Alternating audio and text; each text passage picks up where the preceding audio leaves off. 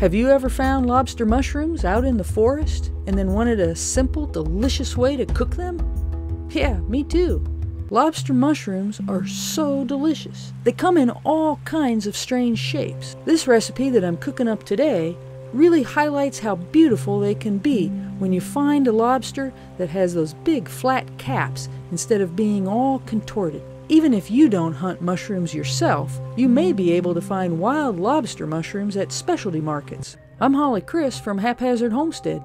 I'm glad you're here. I learned this recipe from Bergo's YouTube channel. Now I can cook, but he's a real chef and a great forager. He really knows his wild mushrooms too. I'll put a link to his channel and some other information down in the video description below. I'll be posting more videos about lobster mushrooms, like how to find them, and how to clean them, how to tell if they're too old, and some other recipes too. So if you're interested in that sort of thing, please consider subscribing and click that notification bell so you'll actually be notified about the videos. I'm starting off with a couple of nice lobster mushroom caps that I've already cleaned. All I'm doing is cutting off the stalk. You can see the signs here of the original Russula mushroom that was parasitized by the Hypomyces lactiflorum that creates the lobster mushroom. I put those stalks aside with some other pieces that I already have to use in another recipe. All I'm using are the caps. You'll see that this is a very forgiving recipe too. I don't do everything just right, and it still turns out great. All I have to do is sear the caps in some hot oil, first one side, then another side, then another side, just trying to get a good sear all over. After a while, I add some chopped onions. Bergo used shallots, but I didn't have any, and onions worked just fine. I probably should have turned the heat down a little bit in my pan, but this all still turned out really delicious. After the onions had browned a little bit, then I added white wine, and I added some thyme. Bergo left his thyme on the stalk, and I stripped off all the leaves. It didn't make any difference. It was all still really good.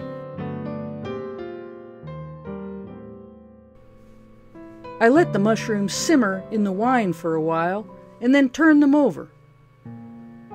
I added water and put a lid on my skillet to let these lobsters stew and cook all the way through.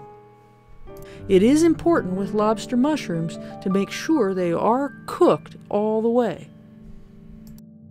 Now that's all that Bergo does with these mushrooms, but I had some yellow squash from the garden, so while the mushrooms were cooking, I sliced up the yellow squash and then I put them in the pan with the mushrooms.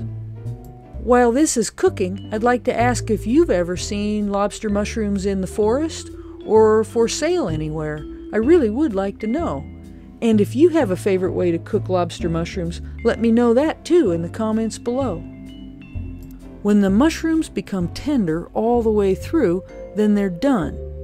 Once I took out the mushrooms, I added some butter and kept cooking those squash and cooking down the juices. That sauce cooks down really fast at the end, maybe too fast. It's probably better to get it out before it cooks down so far, just because then there'd be more of it.